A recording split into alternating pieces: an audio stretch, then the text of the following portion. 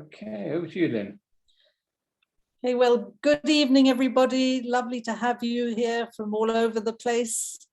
I'm Lynn Julius in London and ably assisted by Lawrence here, our technical expert. Welcome to another lockdown lecture with Harif. This is the last lockdown lecture of this year.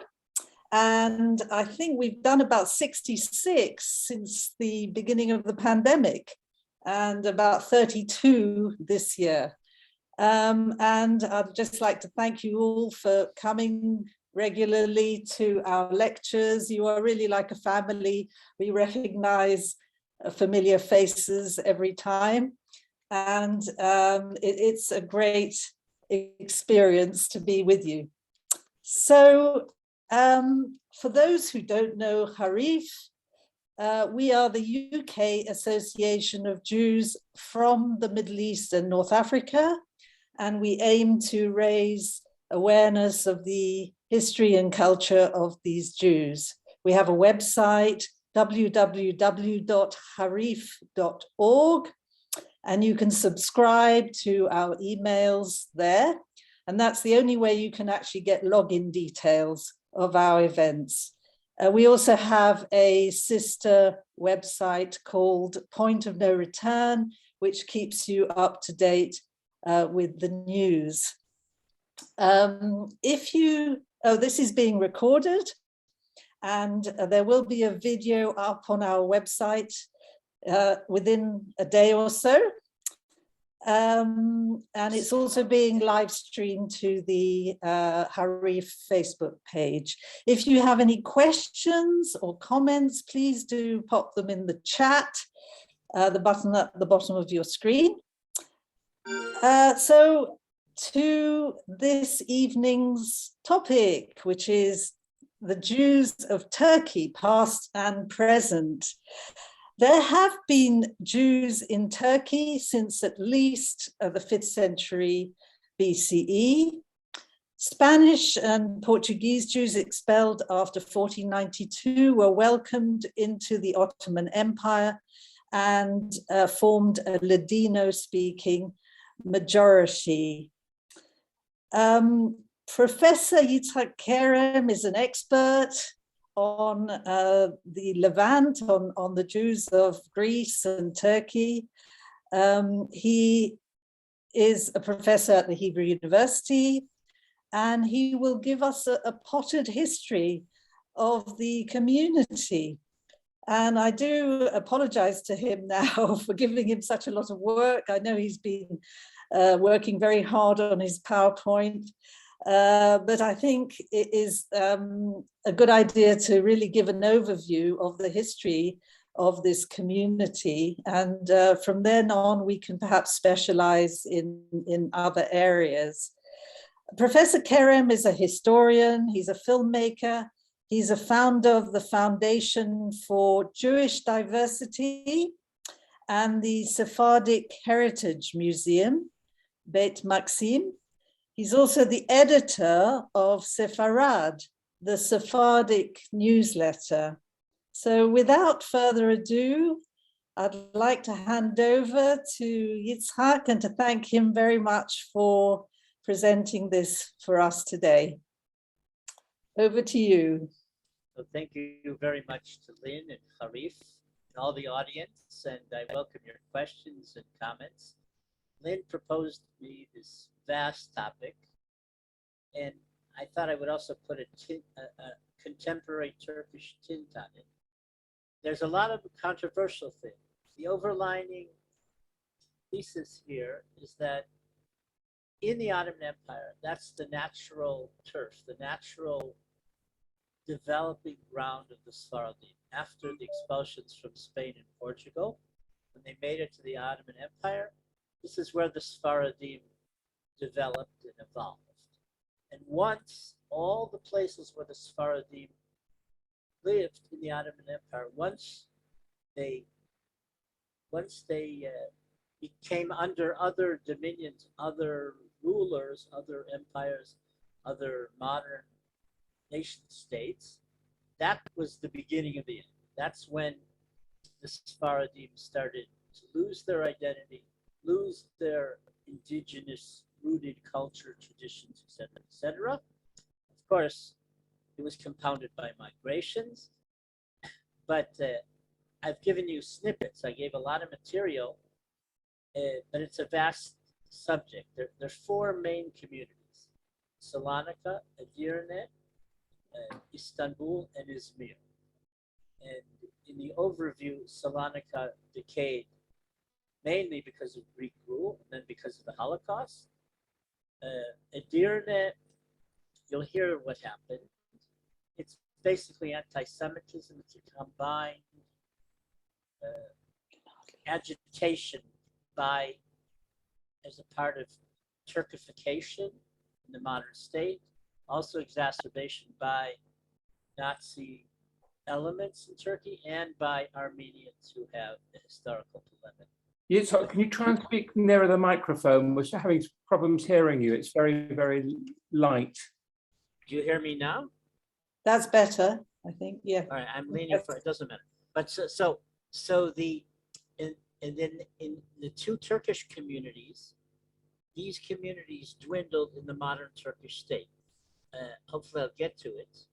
But because of legislation, because of legislation against the Jews, and also because of the formation of the State of Israel, also because of migration to the West, these two main communities dwindled.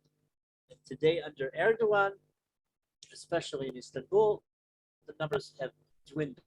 So at the end of my timeline, I talk about the events in modern Turkey and the agitation against the Jews, against Israel, but in the overall picture, again, I don't know what you heard, the Jews prospered in the Ottoman Empire. It wasn't always rosy, but compared to Northern Europe and Northern Christendom, and also living under Catholicism or Lutheranism or whatever, the Jews had it much better. They had an autonomy which helped them thrive. And even though the Sephardim stayed small, they're a significant part of the Jewish people. Today, they're a majority, but not in the same context. You'll see when the slides start that the Ottoman Empire encompassed a huge region. Those people today are no longer identified with the Ottoman Empire, but they were included in it. It includes most of the non-Ashkenazim, the Sephardim and Mizrahim, the Jews of the East, the Jews of North Africa, and the Jews of the Middle East. So, without any further ado, Lawrence, start with the slides.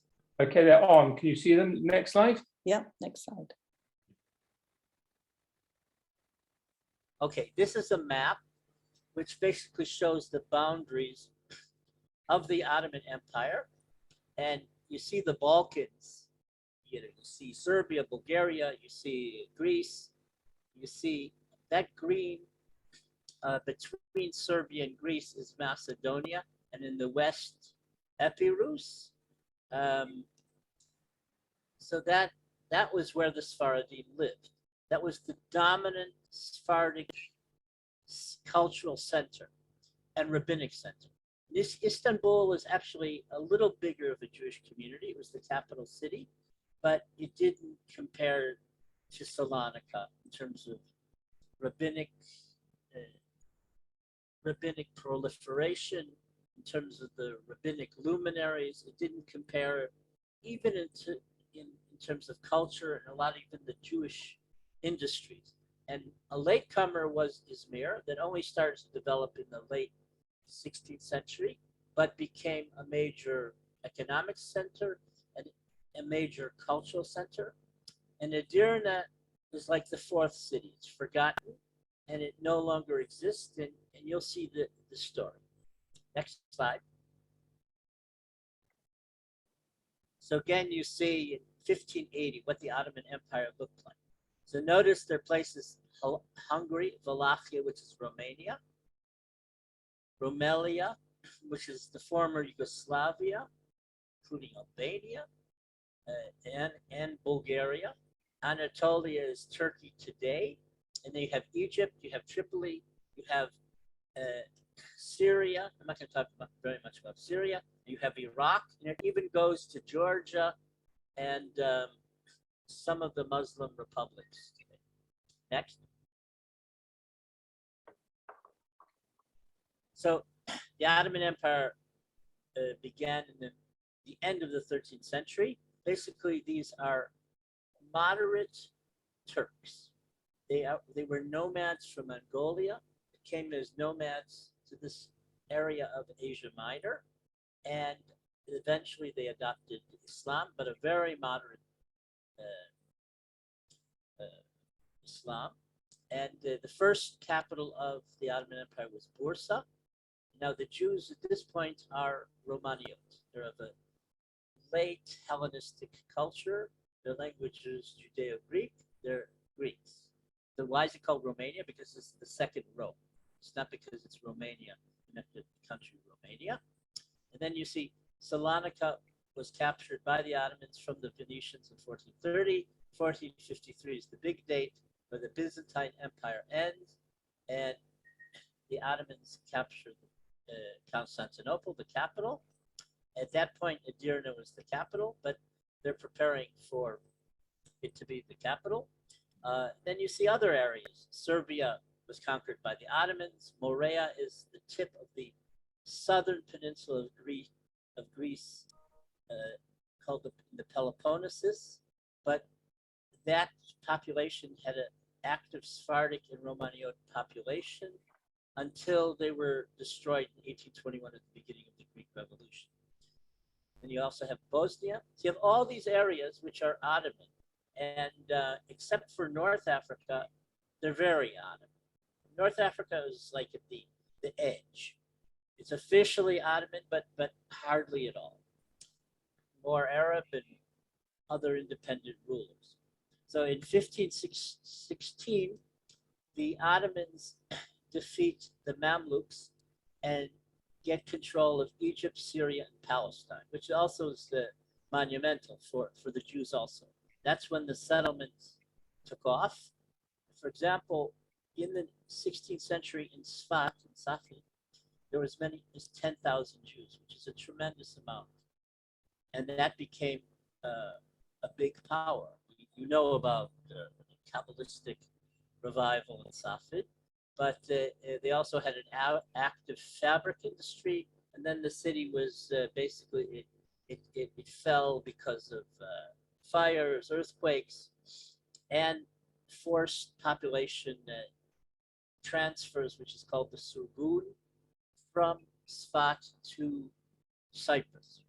Cyprus was Venetian, and then the Ottomans took it over, and in order to populate the island, Jews and others were sent from Safed there in relatively large numbers. So you see already in 1519, so Algeria becomes Ottoman, and next slide.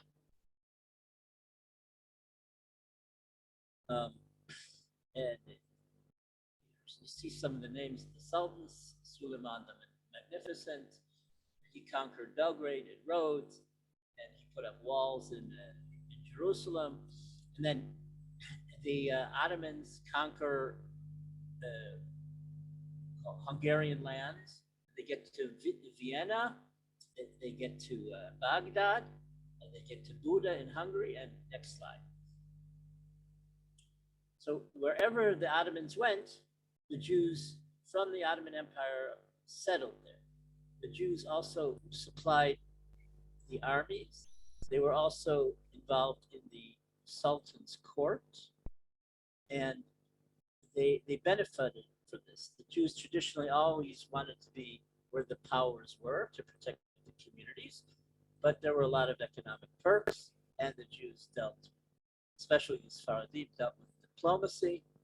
This is already after the Spanish expulsion. So many talented people are already settling in Istanbul, the capital, and in Salonika. Then you see, for example, Vienna was for many years a Sephardic community, even until the Holocaust. It had a Turkish temple. So Sorry to interrupt you, Yitzchak. Can you just come as close as you can to your microphone? in Austria, there was a Sephardic temple, Turkish temple till the Holocaust. But in Austria itself, even though it wasn't Ottoman anymore, it was an active Sephardic center. The Sephardi were a minority. You had these revolts in Serbia in 1804, 1813, and then much later, Serbia becomes independent.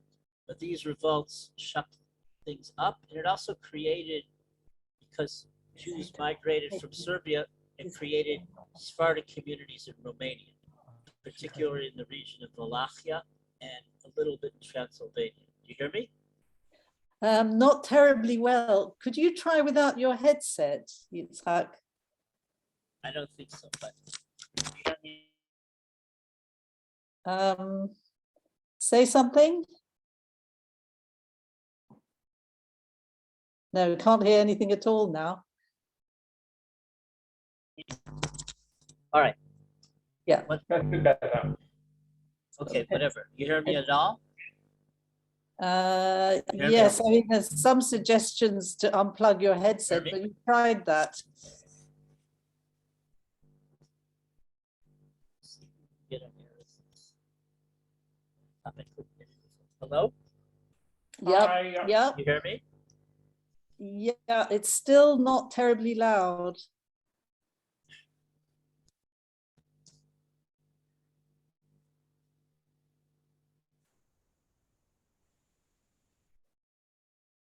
You hear me now? A little bit better. All right. Carry well, on. Okay, in the meantime, you can read the screen. So in 1821, you had the Greek War of Independence.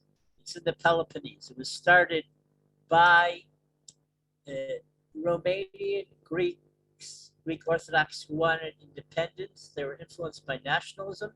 They started a war in the southern part of Greece, when it became Greece, in the Peloponnese.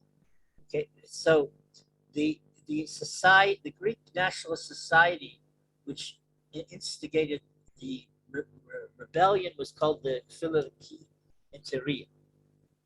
Okay, and as a response to this, the Sultan ordered that the Archbishop be hung in Istanbul. The Archbishop had nothing to do with this secret nationalist society, but the Jews had to throw the body into the Golden Horn, into the river. So at that point, the Greek Orthodox arose against the Jews throughout the Greek Orthodox world, not only in the southern part of Greece, but in 11 communities in the Peloponnese, in what's called Attica, in the area of Athens and to the west. 11 Jewish communities were destroyed. So those Ottoman communities existed no longer. In 1830, you have Algeria being conquered by the French, so it's no longer Ottoman. You had, in 1831, the Tanzimat reforms. These are modern reforms that want to give all the citizens of the subjects of the Ottoman Empire equality. And beforehand, for example, a Jew or a dhimmi, revered religious minority, a Jew or a Christian, couldn't confess or give testimony against a Muslim in the Sharia in a court. But with the Tanzimat, it was possible. And then in the Tanzimat regime, the Jews and the Christians had more influence in the bureaucracy, in diplomacy, and then you began the whole process of Western education, of European education.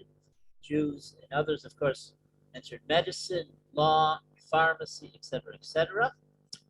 Unfortunately, the Tanzimat was stopped in 1876, not only because the empire went broke, but because the new ruler, Sultan Abdul Hamid, was a terror. Okay, so he stopped the constitutional movement. He broke up the parliament. There were Jews in the Ottoman parliament, and basically the reforms stopped. In 1878, you had in Romania, in Wallachia, in Moldova, you had Ottoman rule. The Ashkenazim were a majority, but you had in Romania about 16 Sephardic communities, mostly in regions, mostly in Wallachia. But the biggest Jewish Sephardic communities were in Bucharest, Craiova, Ploiești, in Alva Lubia, etc., etc. Go on. Go on. Sorry, can you stop there just a second? It's like we've got this background vibration. Your actual sound is better. If it wasn't for the vibration, we'd be fine. I don't know where that's coming from. It's not good if I talk with the vibration? Let's stop now. It's stopped now. Okay, all right. Okay, Yeah. Lawrence, let's move the next to the next slide. Right, so then in 1878, you have the Russian-Turkish War. In 1878, Cyprus becomes British. The middle of Greece, which was called Thessaly, is annexed to Greece. Tunisia becomes a French colony. Egypt goes under British protection. So the Ottoman Empire is losing a lot of its territories to colonialism, to nationalism, the independent movements, etc., etc. The Jews are devoted. They want to be good Ottoman citizens. Okay, for them, it's the perfect thing. It's an autonomous community. It's protection. The Jews have a good life. They have a strong economic base. They're well rooted in society, and this is despite their second-class stature under Islam. So, for example, a Jew can't ride a horse. A Muslim has to be at a higher level. A synagogue has to be lower than a mosque. But that doesn't really matter for the Jews because they have this religious freedom. They have economic freedom. The Muslims don't want to deal with commerce and diplomacy. So the Christians, the Greek Orthodox, the Armenians, the Jews get that privilege. So for the Jews and the others, it's a big perk. The Ottomans preferred not to deal with that. There's another element which is important. They're called the Janissaries. Those are the royal guards, and these were essentially Christians who were kidnapped to be the Sultan's military forces, and they were prepped to be part of the throne. They became Muslim. They had preferable education. They had military education, but at a certain point they went wild. And then the Sultan in about 1826 ordered that they all be killed, and there was no longer a problem. They were called the Janissaries, but the Jews had bankrolled the Janissaries for hundreds of years, and this was the strength of the Ottoman Empire. So you had heard me talk about how the Ottomans conquered territory, and this was part of it. And then by the 19th century, mid-19th century, latter 19th century, the Ottomans are losing a lot of their territory, and the army's being weakened, and the society's being weakened. Now, so other groups want to defect, like the Greeks, like the Armenians, and this is where things get very bloody. So in the first round of the catastrophe, genocides, etc., the Turks murdered 200 to 300,000 Armenians after 6 assassination attempts of the Sultan. In 1895, the Armenians massacred Jews in eastern Turkey because they blamed the Jews for a lot of what happened and for being pro-Ottoman. Then, moving on, in 1908, Bulgaria becomes fully independent. That was a big Sephardic area.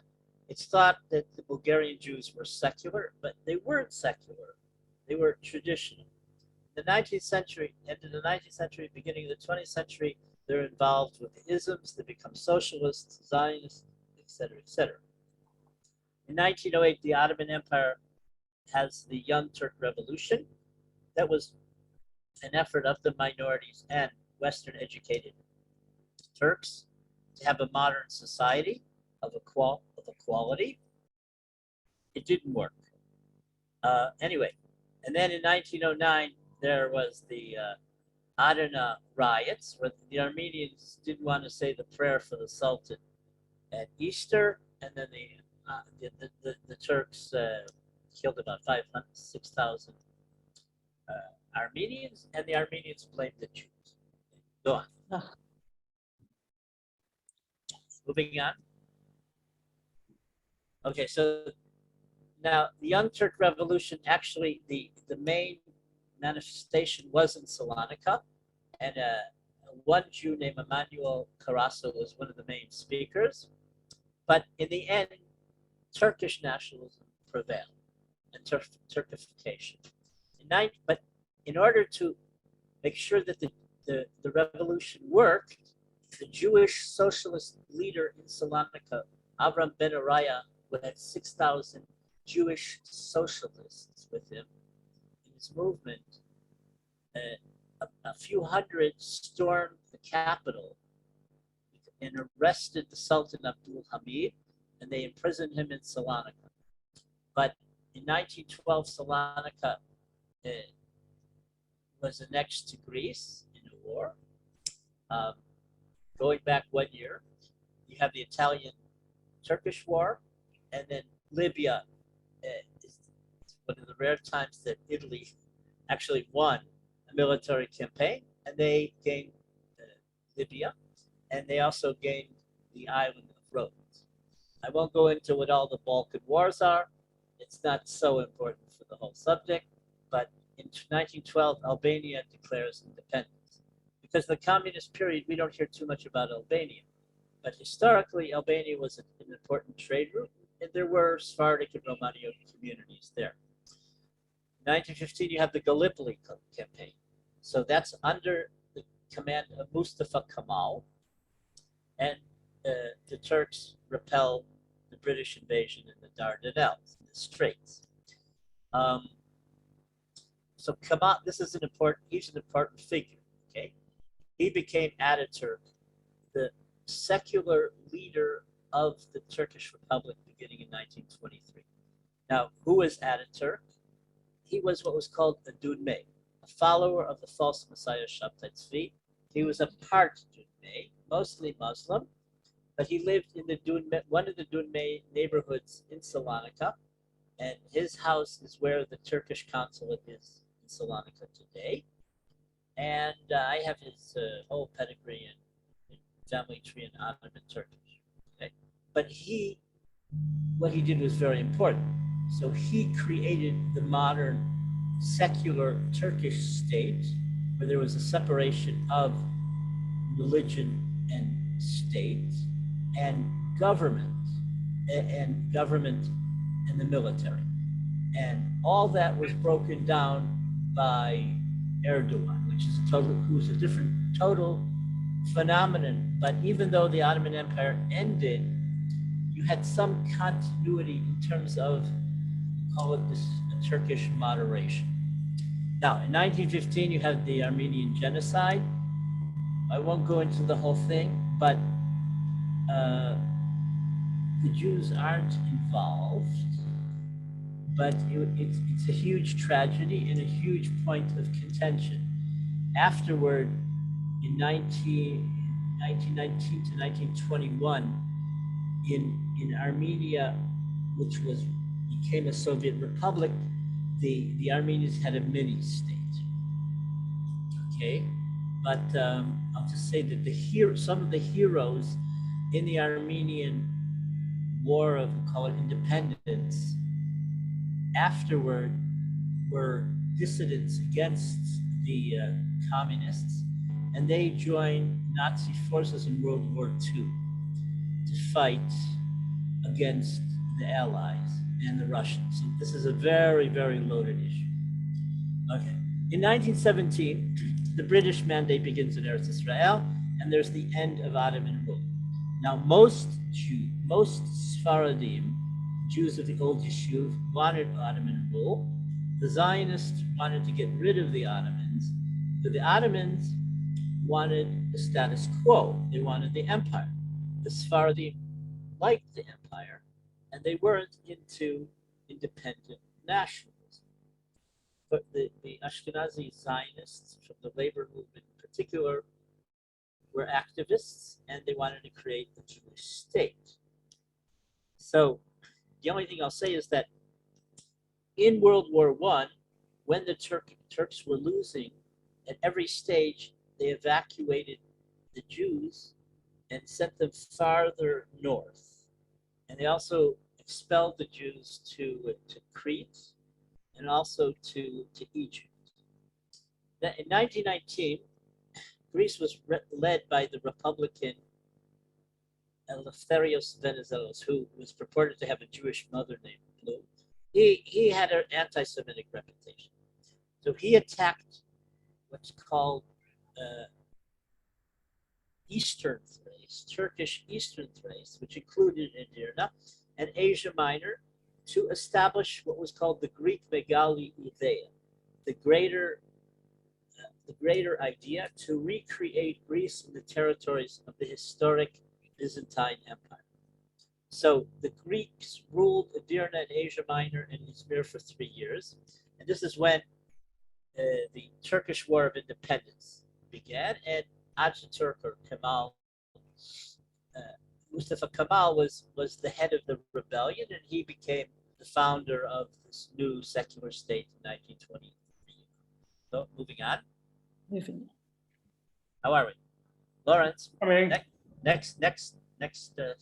Okay, so you have all sorts of treaties. Basically, we have the beginning of the end of the Ottoman Empire. In 1922, there's a huge massacre against the Greek Orthodox in Izmir. But remember that Greece had taken over Asia Minor. So it's also a counter-reaction. It's a huge bloodbath. Most were killed of the Greek Orthodox. The Jews weren't touched. At this point, there are only 100,000 Armenians left in Turkey. And then now in 22, there's a population transfer. This was very symbolic. It didn't really influence the conflicts. But 1 million Turkish Muslims from Greece, primarily northern Greece, were taken to Turkey. So they had no connection to modern Turkey. They lived in what was Greece, the Greek peninsula in the Ottoman Empire. And now the Greek Orthodox from Asia Minor had to go to Greece, to the new state, but they had no connection to Greece. They weren't, for the most part, Greek nationalists. They were Greek Orthodox from the diaspora. They became refugees in Salonika, and they tipped the demography of the city of Thessaloniki, of Salonika, and the Jews who had been a majority of Salonika for almost 500 years, most of 500 years, became a quarter of the city. These Asia Minor refugees agitated against the Jews. These Asia Minor refugees had instigated in the latter part of the 19th century over 50 blood libels against the Jews in all sorts of places, in Izmir, Istanbul, Manisa, Tyre, and all sorts of smaller places. You have this 1923 Treaty of Lausanne to protect the minorities, which hardly protected the minorities. Okay, going on. Lawrence. So, Ataturk creates the Republic of Turkey, and then there's the separation between religion and politics, and the military and politics, and Mustafa Kemal Pasha takes the name Ataturk, and then in 34, women are allowed to vote and be elected to the parliament. In 38, Ataturk dies, and he is succeeded by İsmet İnönü. And then in 1939, World War II begins.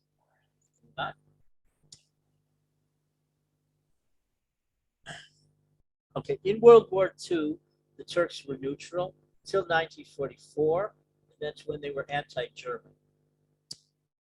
The problem was when Turkey was neutral, they were afraid that the Nazis would invade. And in the meantime, they had to show that they could flex their muscles against the Jews and the minorities. So they had a luxury tax, which was called the Vergisi, and basically they taxed the hell out of you. And let's say if you were, I don't know, worth $70,000 theoretically. They would tax you for $100,000. And they sent the Jews to forced labor in Turkey to a camp called Ashkelon way east of Ankara. And the Jews died of hard labor. And they started to make gas chambers. They didn't finish them. And this is the reason why most of the Jews left Turkey and went to Israel in 1949. So only about out of 70,000 Jews in Turkey, only about 20,000 remained after the founding of the state of Israel. Now, in 1960, there was a coup that here are some of the details, and it was to contain Islamists, and there was a clash between separation of religion and state, and Menderes was executed, and also a Jew in parliament named Al-Tabef was executed. In 1974, Turkey invaded Cyprus in response to a Greek-backed coup, and they're separated since then. We won't go into that. In 1980, there was a coup in Turkey. There was martial law, and moving on. There was a constitution, and then and then the military regime dissolved itself. In 1988, Turkey and Israel promulgated full diplomatic relations 1 year before Greece and Israel promulgated full diplomatic relations. Okay, this is significant because Turkey is more estranged from Israel. In 2004, the European community starts the path for negotiations for the inclusion of Turkey, but it doesn't go well. Turkey doesn't really want to be in the negotiations. The European community is very, very critical of Turkey for human rights violations, etc., etc. This also pushed Turkey into the Muslim camp, Islamist camp. Erdogan was mayor of Istanbul, then he became prime minister, then president. Basically, he paved himself originally as a moderate Islamist, and now he's a totally different phenomenon. He wants to create a new sultanate. He wants to be the hinge pin of Islamic politics in the Middle East. And there was a coup against him. It failed. Most of the people are still in favor of Erdogan because economically he's embittered. Okay, but you know how he's very extreme, and he supports the more extremist elements of the Palestinians, including Hamas. And then in 2010, there was the Marmara flotilla incident,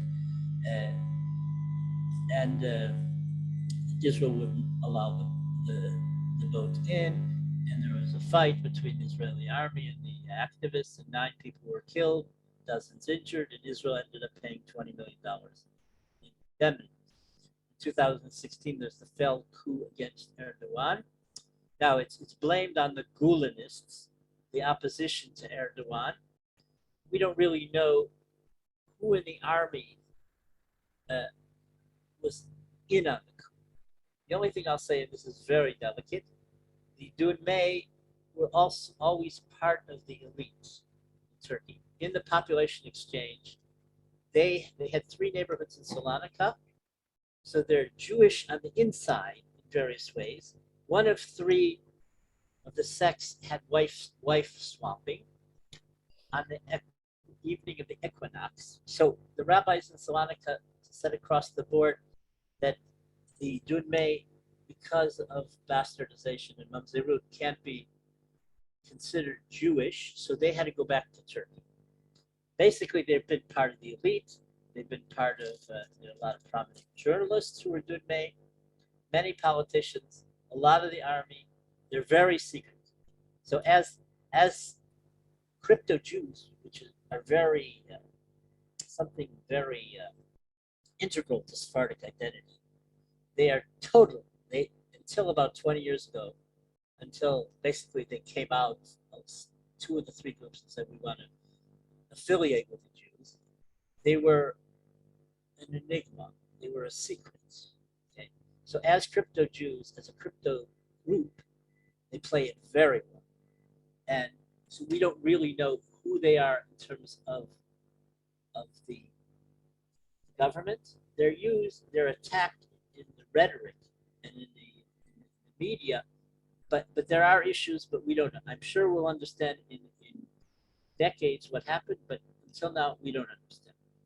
And then recently, what has irritated the people in Israel is that Turkey imprisoned an Israeli couple who was on vacation because they took photos from a tower of the palace guards of Erdogan's Istanbul palace, and they were arrested for 8 days. Now, this isn't official, but from my contacts, an intelligence officer told me that this is Middle Eastern behavior. Because Israel was ignoring Turkey in recent years, Turkey or Erdogan decided to do something drastic. So he had to kidnap or arrest this innocent couple. And then Israel started paying attention to Turkey and taking them seriously. We don't know what the exact issues are. It's all secret. Okay? The military issues. There's a lot of commerce between Israel and Turkey, about $6 billion a year. But there are things that Turkey wants from Israel that the Netanyahu regime and Bennett have ignored. Okay, so Turkey has played a tough Middle Eastern role, and they took Israel by surprise. But it sounds bad, but it's actually some sort of rapprochement. This sounds very elusive, but this is part of the Middle East. Okay, highlights of Ottoman history. You have the Surgun, which I talked about, this forced migration policy. And here I give you examples. You had many communities which were in the Greek peninsula and also in northern Macedonia today, like Ohrid. All these Jews, after Istanbul became the capital, they had to leave their communities and go to Istanbul and reestablish themselves there. And they established synagogues based on the name of their former community of origin. Then, so for example, the Jews of Rhodes are they are communities of transplanted Jews from Salonika and Jerusalem and other places. Next slide.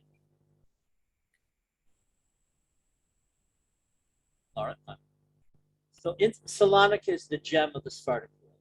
There were over 30 autonomous Kilot congregations based on community or region of origin in the Iberian Peninsula, like Porto or Évora in Portugal, or from Sevilla, or from Apulia in Italy, etc., etc. Had prolific rabbis, many. Shmuel de Medina and Darby were the poskim, the religious decisors in the Sephardic world. Alkabetz wrote the Chadodi. Taititzak was the foremost posek, the foremost halachic decisor who led the migration to Tzfat. We had poets. Salonika was the center for approving the liturgy, approving the piyutim. We had many yeshivot. You had many outstanding physicians, astronomers. Lusitanos was a Portuguese doctor, a former New Christian Marano crypto Jew. And then what's remarkable, after 150 years of being underground, he still had yeshiva knowledge and established the yeshiva. That was rare. By that point, most people their Judaism was already watered down. And go on. Lawrence. Okay, so here's the pictures of Salonika, and there used to be old city walls on top. There's some remnants, but Salonika had a big fabric industry. They produced merino silk. They were leaders in the world cotton trade. From Spain, the Sephardim learned how to make guns, and gunpowder, and armaments, and bullets, and this also that they contributed to the Ottoman military, and they produced the belts for the Janissaries and the Ottoman army, and then the Jews also mined in silver in the areas of Macedonia north of Salonika, and they also controlled the port until those Asia Minor Greek refugees came in 1922. The Jews had controlled the port since they arrived after the expulsion from Spain. So you had Hebrew printing presses in Salonika and also in Istanbul, and later Izmir became a printing center, and you know about Livorno. So Salonika is a place really of where you have a very dynamic Sephardic religious culture. And then the Jews also dealt with hides, fur, dyes, etc., etc. Next.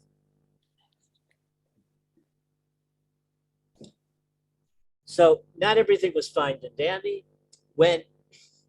If the Jews didn't supply the raw materials for the Sultan, the Jews were in trouble.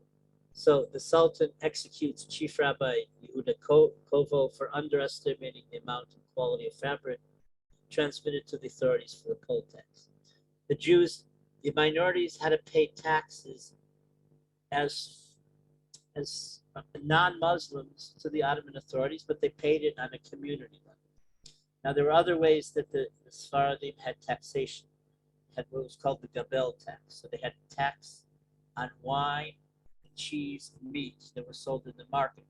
This went to the Jewish community, and there are always scuttles on how the taxes are collected. The merchants want more money. The Jewish community wants more money. The rank and files always complain, the impoverished, that the Jewish community is taking too much money for taxes. And the rabbis are also always writing positions on this. So then the Jews are financing the Sultan's wars by a special tax. And as Turkey loses wars, loses to Russia, etc., the Jews are more high pressured to pay the taxes. But the Jews are like the most stable base. So the Ottomans know that they can pay, and they're going to pay. And even though they're a much smaller group than the Greek Orthodox and the Armenians, the Jews bear the brunt of the Ottoman state finance. So then here's the more taxes to finance the wars against the Venetians, and then the Janissaries riot against the Jews after the Ottomans lost in Crete. Eventually, they got Crete, but so things are very tenuous. So there were after Spain, there's a state of desperation. You have a series of false messiahs. The first was Shlomo Molcho and David Ruveni. Molcho and Ruveni, in today's terms, would be crazy. Okay, Ruveni influenced the Pope and 12 governments that they would take over Eretz Israel together. And of course, it backfired. Shabtai Tzvi was the false messiah. It's a whole large phenomenon. It captivated most of the Sephardic world and a lot of the Jewish world, and it just wasn't in the generation of Shabtai Tzvi. It was in the generations afterward, in particular in northern. What? And then, because of the Sabbatianism, and basically economically also the Jews declined. They didn't have the monopoly on world markets anymore. It was thought that because of Sabbatianism, the Judaism deteriorated. But that wasn't the case. Actually, because of Sabbatianism, Judaism became stronger. So there were more publications, more yeshivot, more rabbinic works. Then you have the Me'am Lo'ez, which was a colloquial public, it was a commentary on the Torah and the Bible for the common man, written in pieces. In the beginning, the first two books of Breshit and Shmot, next slide, were written in 1730 by Yaakov Kuli. Eventually, his descendants moved to Yerushalayim, and the other issues were written there. So today, it's a main text. Also, Ashkenazim study Me'am Lo'ez, have Me'am Lo'ez. There are Ashkenazi versions too. There isn't a full Ladino Judeo-Spanish version, but we have pieces. But there may be in the future. Go on. But this is Salonican Jewish dress. So each Sephardic community had, women especially, had different dresses, different costumes, different jewelry, etc., etc. Going on.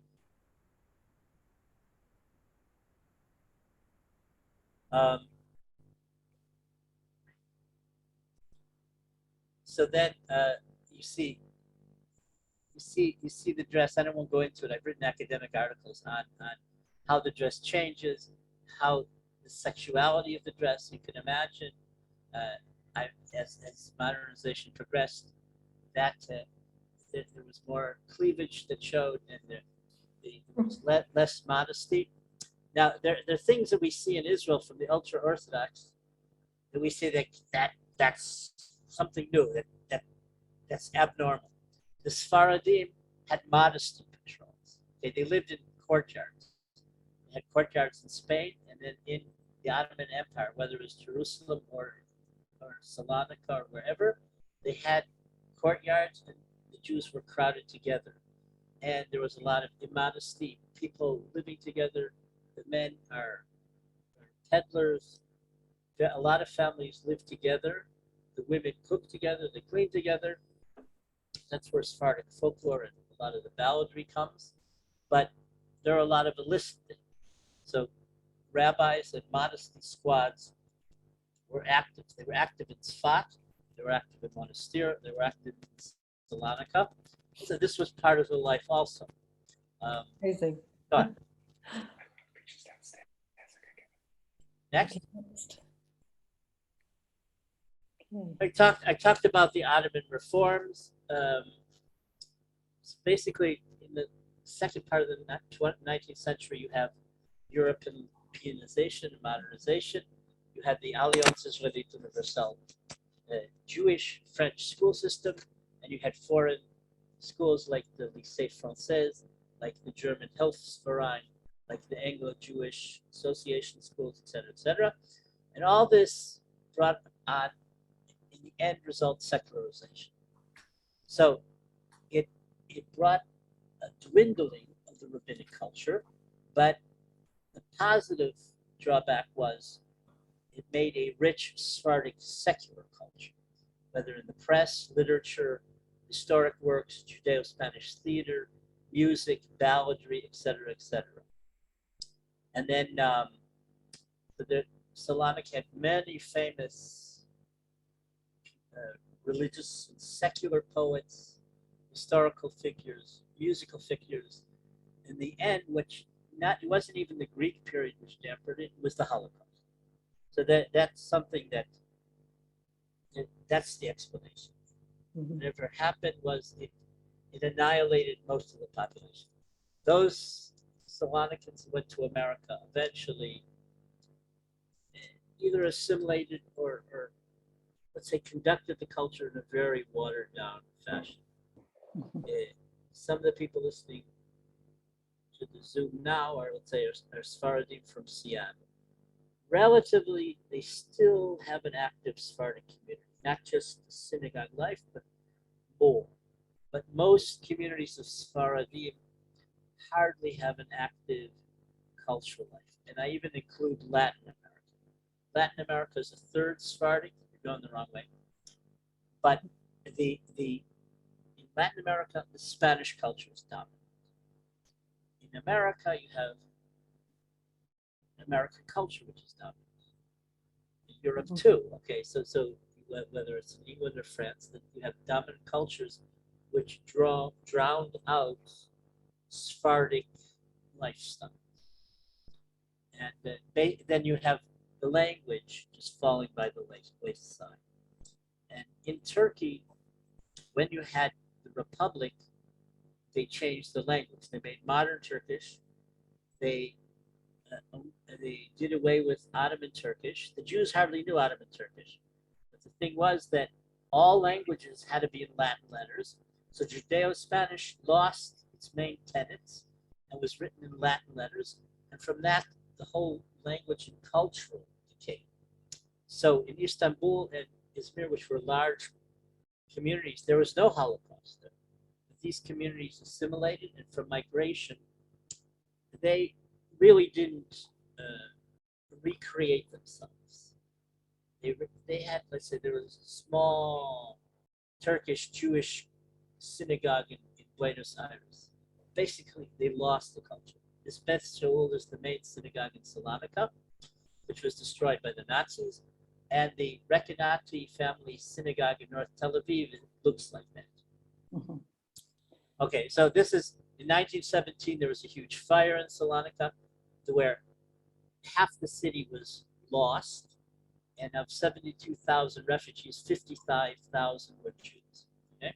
And then there were many makeshift Jewish neighborhoods, and but basically, this is part of the beginning of the end. Venizelos, who I told you about before, he shafted the Jews.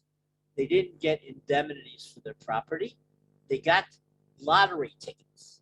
So 1 out of 17 got to win the lottery, but you hardly got the value of your property. So this is a huge state.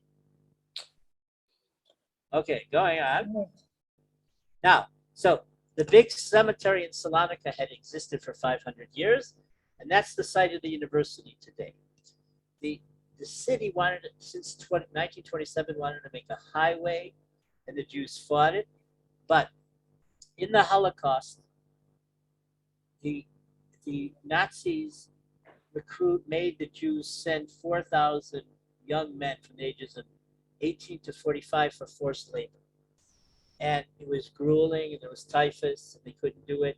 So the ransom, the German administration said, you have to pay a ransom of 2.6 million drachmas, which at the time was probably worth about $240 million. The Jews could only pay half of it. So because the penalty for not paying the whole amount was that the Nazis ordered local Greeks to ruin the Jewish cemetery. Okay? And the university today is built on most of that cemetery. Only in recent years has a memorial been put up for the Jews. Okay, moving on. I won't go into decline because that's mostly in the Greek period. The only thing I'll say is that of these 100,000 Greek Orthodox that came to Salonika, the Jews dwindled, but then there were anti-Semitic riots. There was of these fire refugees from 1917, there was a neighborhood in the eastern part of the city for fishermen and port workers that in the riots, the youth fascist movement of Venizelos, which also had these Asia Minor and pot refugees, they burned this neighborhood down called Campbell. Campbell was one of the financiers of a certain neighborhood. They had all sorts of neighborhoods. That's the only thing here that I wanted to say, which is from the actual Turkish. Okay, moving on. So now Izmir, the Jews arrived in the 1530s. Remember, so they're not the people who arrived in 1492, and then they were replanted Jews from Belgrade and Buda, and then the Jews, I mentioned that the Jews from Safed had to be transferred to Famagusta. So at that point, there were a lot of Sephardic Jews. They also dwindled and left the island, et cetera, et cetera. There's a question here, Yitzchak, from Alan Fahy. Yeah. Do you know anything about the community of Tira, which is 100 kilometers southeast of Smyrna? I know a little. At home, I have stuff on it. I once wrote a guidebook in the 80s for Jewish tourism to Turkey and Greece, and so I wrote about Tira a little bit there. Mm-hmm. But we'll talk privately. Okay, now Okay. Go on, yeah. Go on, next. Okay, I think we're coming to the end here. Okay, there's a lot more, but we'll tone it down. So the golden age, the 17th century, you had rabbis, you had other communities which went to Izmir. You had also, which is significant, about a fourth of the community were Portuguese Jews, Mm-hmm. even until the 1920s. And all that disappeared. just disappeared. Mhm. Okay, so moving on. Moving. And then, okay, you had the Francos, which is the phenomenon of Portuguese, Lebanese Jews of foreign citizenship getting economic advantages in the Ottoman Empire, in Syria, in Salonika, et cetera, in Izmir. And that's why they moved from Livorno to the Eastern Mediterranean. They strengthen the Jewish communities, they're big financiers, but they don't really want to be involved. They're much more secular, and it's always a point of contention. Mhm. Moving on. Moving on.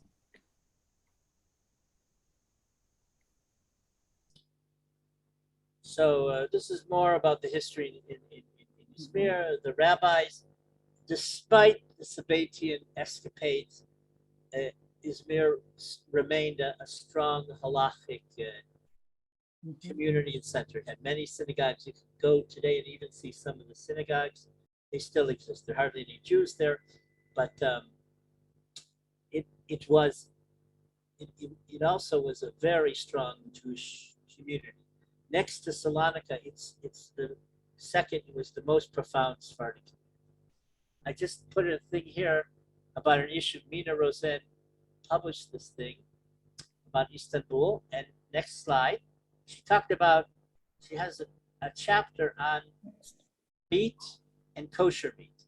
So she talks about how the Sultan relied on private, wealthy people to cultivate cattle and cattle ranches so that the society would have, like Muslims would have meat for the religious holidays, and that the poor would have meat, and on a regular basis, they would have meat. This is something you don't think about very often, but this is also an aspect of Jewish life. The Jews were involved integrally in what was happening, for better or for worse. Like, so I talked about how chief rabbis blame, but also, for example, the Sultan had a harem, and then the head of the harem, she was a Jewish woman named Madame Kira. She once also was executed for all sorts of scuttles. And once one of the women in the harem of the Sultan, but this is later, had a miscarriage. And the physician, there was a Jewish physician, the Sultan blamed the Jewish physician. His name was Saltiel, and he also executed. So everything's not fine and dandy, but the Jews have to be on guard. But as I said, this is much better than in Northern Europe.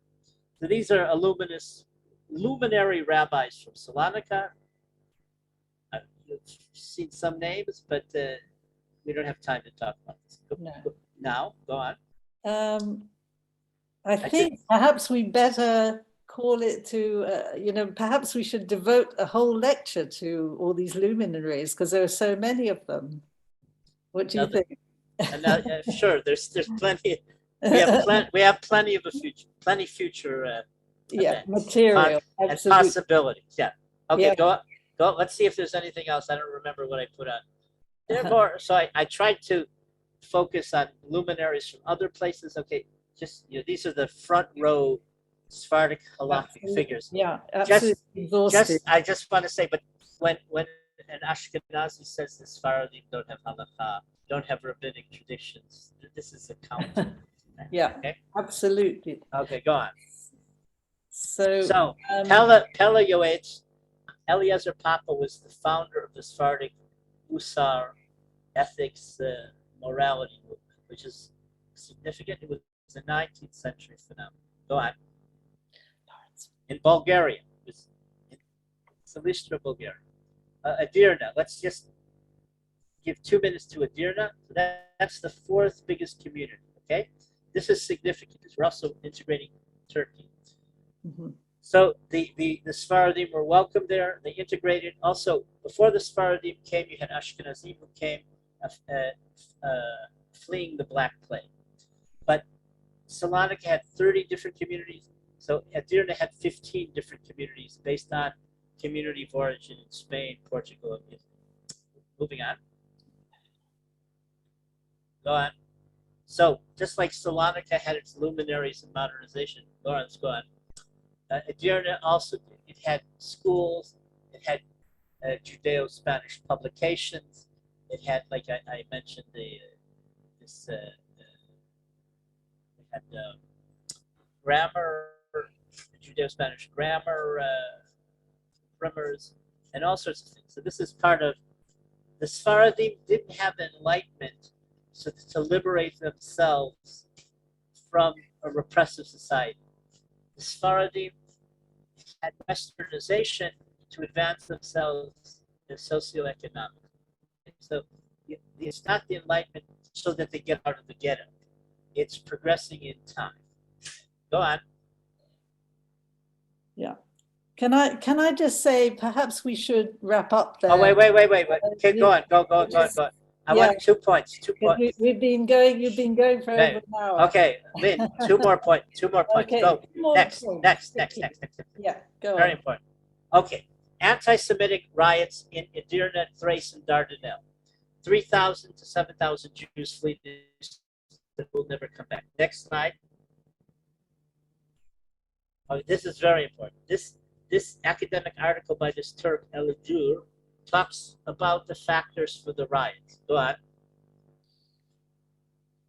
So here he says, in the spring of 34, Turkish uneasiness toward the economically well-off Thracian Jews started to express itself in newspaper articles. So he gives examples how the Jews were resented in Tekirdağ, for example.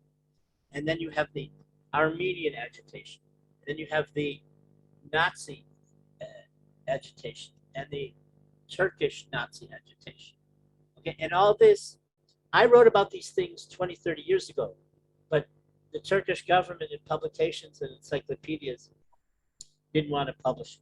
So only in recent years has this come out. Go on.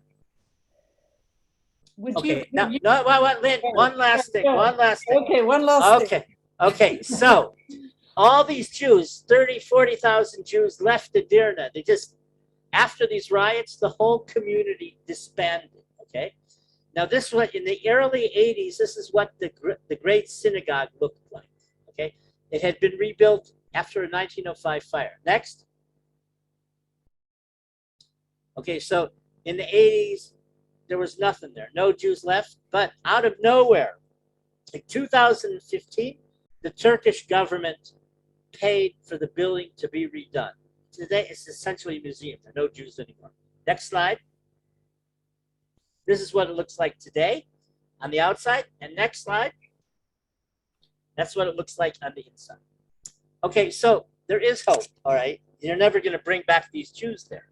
But so I always talk about harmony and disharmony. There's advantages, there's oppression, there's aggression, there's a flip side. And so you have to look at it from various points of view. And it's not that not everything, there's not parity between all these phenomena. But I wanted to end this way because the Sephardic world and the Jewish world did nothing and could care less and was apathetic to rebuild the synagogue. And under Erdogan, they rebuilt the synagogue. And he didn't do it to make an impression on anyone. It was a sincere national gesture. Mm-hmm. Okay, well, thank you so much. That was an amazing amount of material. Thank you very much for covering so much and in such detail. And I'm sure there's plenty more we can explore in future lectures. And thank you for bearing with us with the sound problems, but I think, it was fine. We could hear you very clearly, certainly towards the end. Questions about the Armenian massacres of Jews. It certainly seems to me that the Christians were far worse to the Jews in the Ottoman Empire than the Muslims were, but they seem to have had trouble from both sides. I don't know. Can you elaborate on the massacre? The Ashkenazi scholars think that because the Jews objected to Greek nationalism, that's why there were the outbreaks of violence and blood violence. So it's part of the 2,000-year polemic between Judaism and Christianity. Okay? Mhm. Christianity, Orthodox Christianity, looks at the Jews as the devil, killed them. Judas betrayed Christ, etc., etc. You know a lot of everyone knows the main topics. Okay? And this is part of it. The Christians, even in Egypt, not the Copts, the Greek Orthodox immigrants to Egypt also were antagonistic and also had blood libels against the Jews. Okay, in the state of Greece, in the modern state, there were only in like 150 years there were only 9 blood libels because that wasn't tolerated.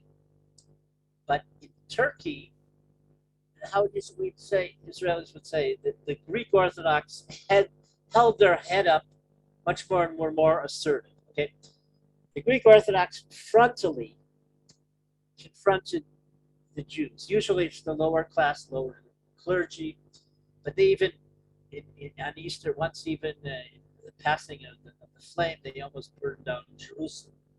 Okay, they get ecstatic, and then they run after the Jews and look for the Jews and throw rocks at Jewish homes, and this was a great problem. Today we don't understand. We don't see it. Okay, I mean because I researched this in traditional Greek Orthodox communities. I know these elements.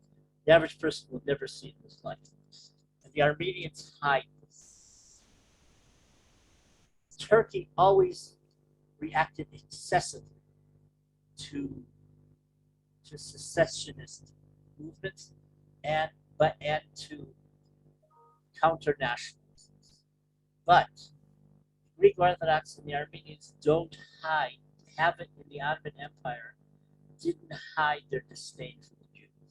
There were commercial rivalries also. I've done studies on in Romania. 300 years ago, the Armenians were baiting the Jews, commercially, but also theologically. And so the Eastern Orthodox Church and the Greek Orthodox Church, they don't want a dialogue with the Jews. Why not? Because if they have a dialogue with the Jews, they have to have a dialogue with the Western churches and the Catholic churches. They only want a dialogue between the Eastern churches, the Russian Orthodox, the Copts, the Syrian, okay? And so that's what they fear, because it will threaten their theology. This is not exactly the world of people watching this Zoom, but this is the dynamic. Right. Yeah. Well, Professor Matatias does point out that the 1821 Greek uprising was marked by relentless bloodletting against the Turks and Jews, the latter for not being sufficiently enthusiastic to the Greek cause. So slightly different take on different to what you said, Yitzchak. In the event, the Peloponnese was made free of Jews and 5,000 were slaughtered. And today, no Jews found residing south of Corinth. Absolutely. So Metin was asking if you had more details on the Eastern Anatolia massacre of Jews by Armenians. I mean, there doesn't seem to be much love lost between Jews and Armenians. I do. Now, I'm in an adverse situation in, let's say, the last 10 years as an Israeli vis-a-vis Turkey. Turkey doesn't want to cooperate. Now they started last year. In general, even publications I had in Turkey, they wouldn't send me because I'm Israeli. Okay? So many years, they don't want to give me a grant to research what the Armenians did to the Jews. Why? Do you think it's in their interest? No, it's because I'm Israeli. Okay? So, but whatever. It's like I'm in touch with them. But unfortunately, we're not in a good situation vis-a-vis Turkey. Okay, Israelis, go there for vacations to Anatolia in the south. But just like the Greeks destroyed 11 communities in the revolution in 1821, basically you have a similar thing. That's what the Armenians did in 1895 as payback to the Jews for being connected to what the Turks did to them. Okay? And my mistake was I didn't sense this 30 years ago. And so I didn't look for people who would have been the last, whereas youngsters would have remembered this. And then they came to Israel much later, Eretz Israel. Okay, but Turkey doesn't want to finance me to research this. Okay, I research these things anyway, but there's a whole dynamic. So politically sensitive, I would think. Yeah, well, so for Turkey, I'm a hero because I nominated Salah al-Din Ülkümen of Rhodes. He was the Turkish consul who rescued 46 Jews in the Holocaust. So for them, I'm a hero because of that. But as an Israeli, I'm like off limits, sort of. And that today, not historically. I would always be invited to the Turkish embassy for the Independence Day until 10 years ago. 10 years ago, everything changed. Once Erdogan became a fundamentalist, everything changed. And no one foresaw this. It's just like the Iranian Ayatollah revolution in 79, no one foresaw this. No one foresaw what Erdogan would do in the last 10 years in terms of fundamentalism. He also has created naval positions in the Persian Gulf.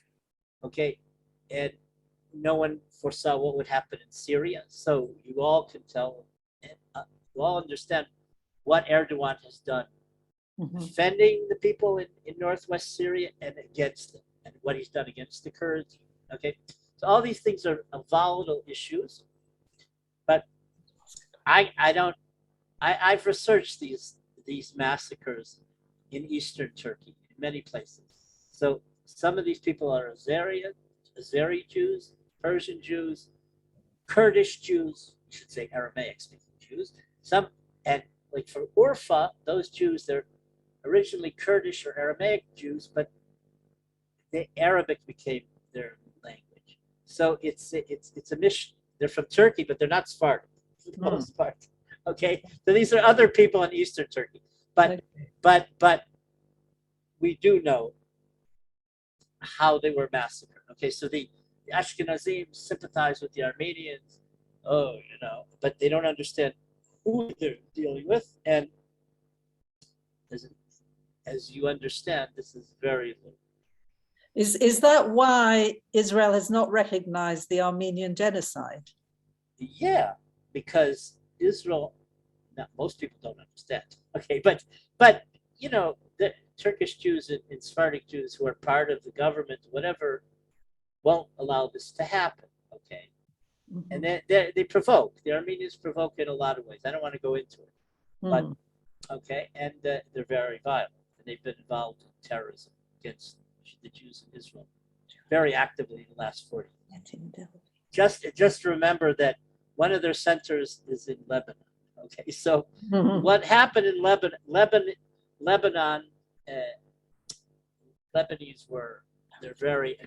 they've been very against Israel, let's just put it like that, since the 80s. Right. There are a couple of points by Metin Delevi. He points out that Jews were actually sent to trial and jailed, I think in 1960. I mean, were these Jews actually involved in the coup, or were they useful scapegoats? And no, they were politically involved. They were political activists. They were in parliament, et cetera, okay, they weren't scapegoats. No. Right, but were they picked on because they were Jews, or because because they were involved. Okay, right. So when you had a corrupt governor, a pasha or a vali, who tried to extort from the Jews or confiscate things, that's when you had trouble. But that wasn't typical Ottoman behavior. Okay, and that's so. Let's say when I write about things like that, the Greeks say, "Oh, of course, it has to be because the Turks are, terrible people. They're the till of the Hun." No, that's not what happened. Okay, these are abnormal activities, but it happened. You had many things that happened to the Yemenite Jews by all sorts of precarious leaders. Okay, and But Turkey never had kept crusades to convert the Jews, to prevent Jewish religion and freedom. That's what's cardinal. Okay, Right. so this is the authentic culture and environment which enabled Sephardic Jewry and Sephardic culture and tradition to thrive. Right. Once the Jews left or these areas became non-Ottoman, then it's really the beginning of the end. Mm-hmm.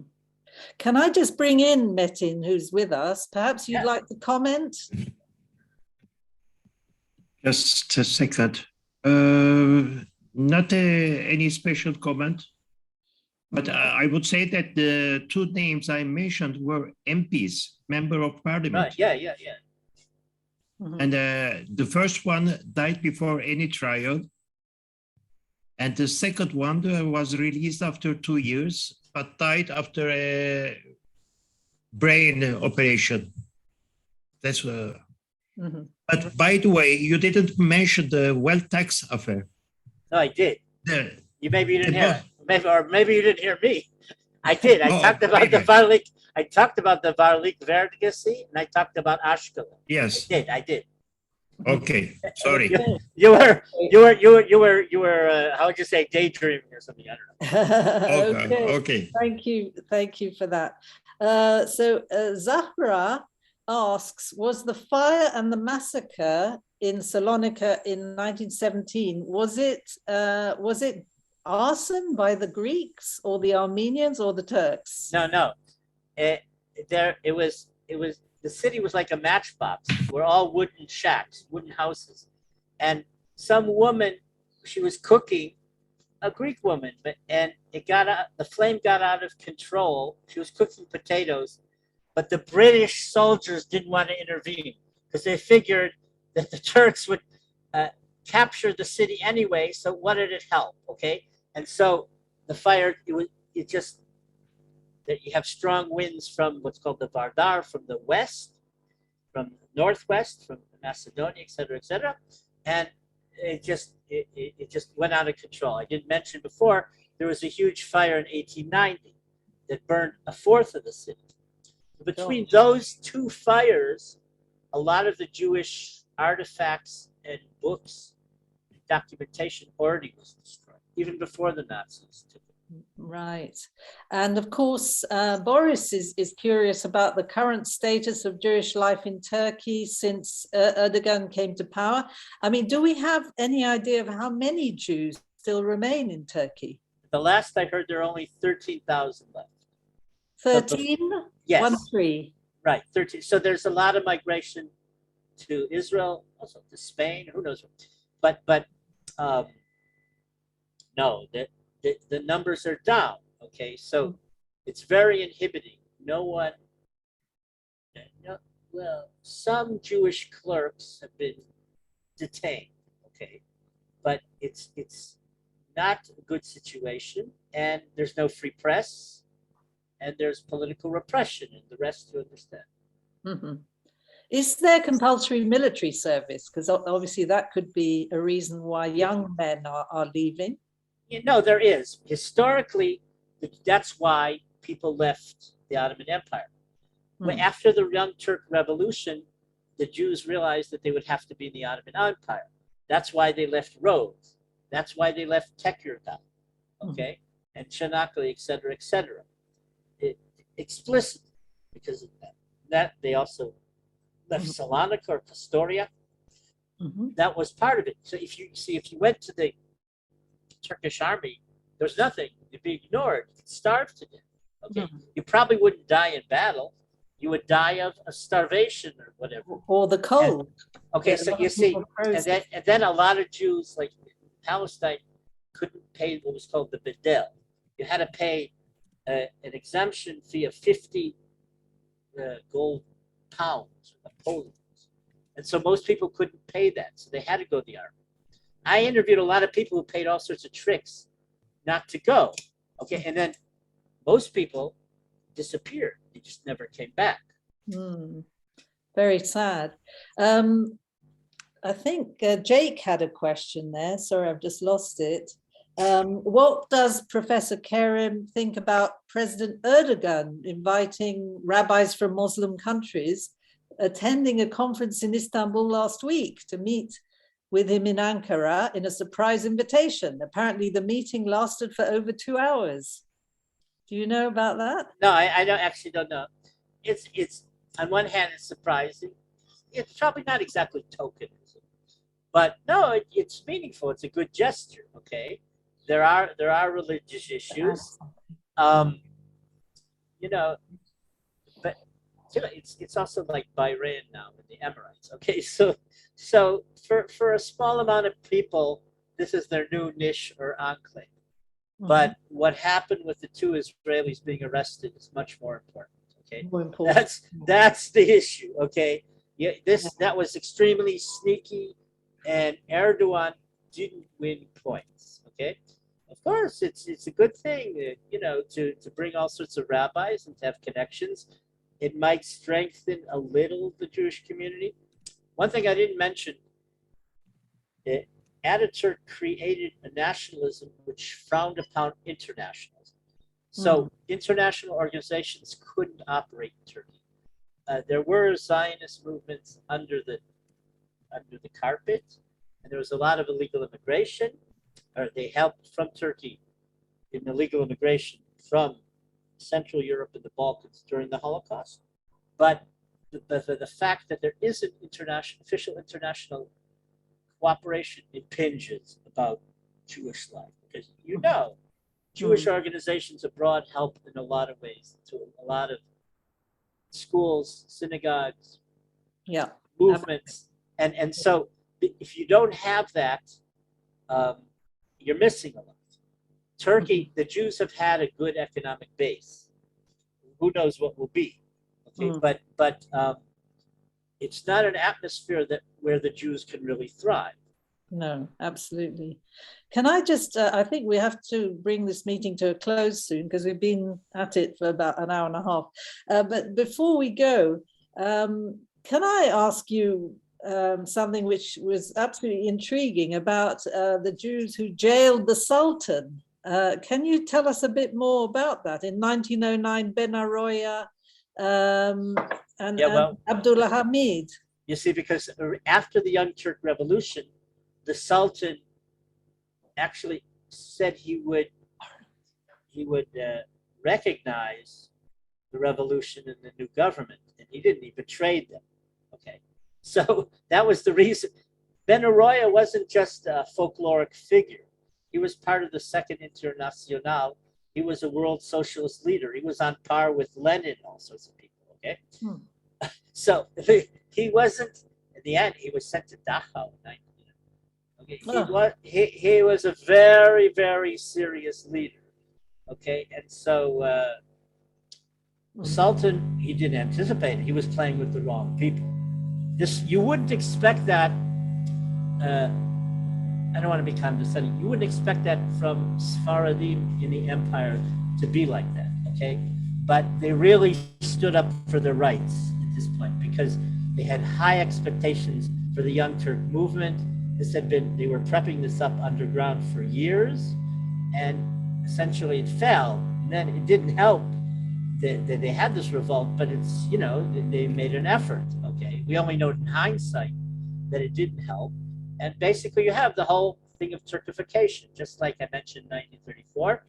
Essentially, the Young Turk, their demands and their achievements were squashed.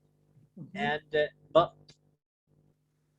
what happened was that some Jews didn't stay in Salonika after 1912, and they migrated to Istanbul instead.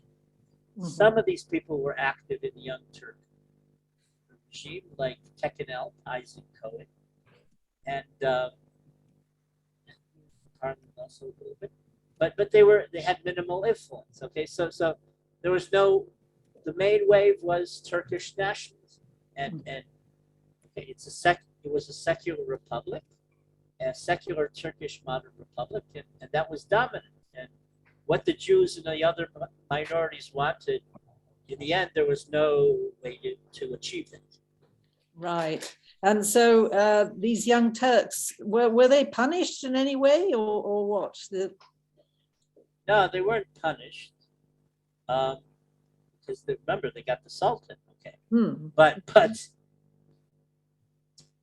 the regime was just too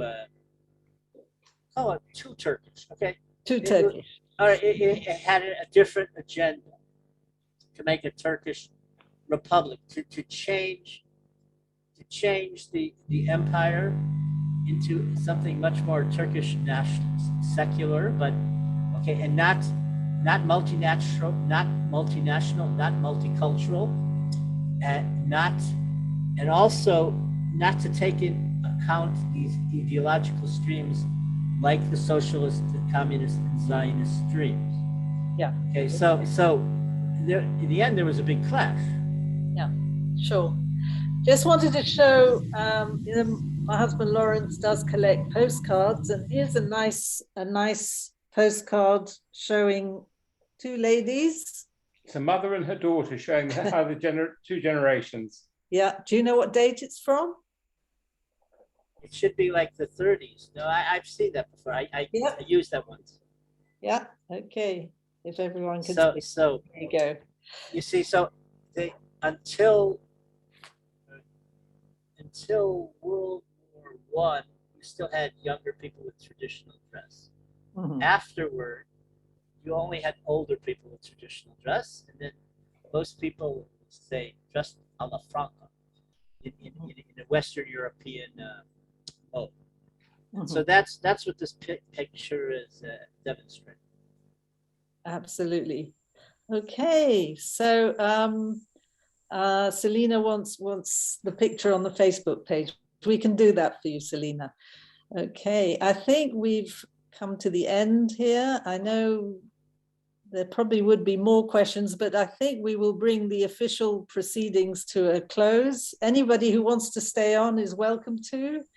But I just want to thank Professor Kerem for a most wonderful, wide-ranging talk. He galloped through the centuries, and he covered Greece as well as Turkey. And I'm sure there's more material there for future lectures. So thank you once again, and thank you all for joining us. I hope we'll see you again in the new year. Our next lockdown lecture is on the 18th of January, when we'll be asking, how happy are the Jews in Iran? I hope you'll join us then for another very interesting talk. As is our custom, I think we will now unmute everybody so that you can all say good night.